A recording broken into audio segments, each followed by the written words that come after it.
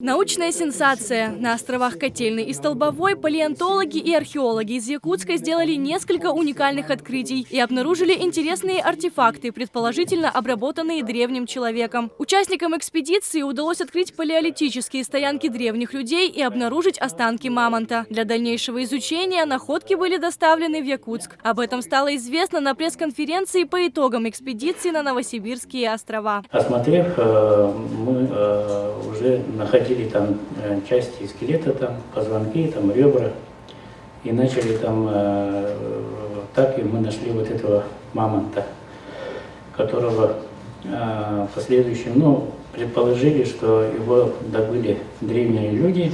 Экспедиция была организована Академией наук Якутии и Русским географическим обществом. В течение летнего периода ее участники побывали на 2 островах архипелага. Ученые продолжили работу, которая проводилась ими ранее, в 2017 и 2018 годах. Результаты довольны, конечно, потому что есть новые открытия. Планы, конечно, большие.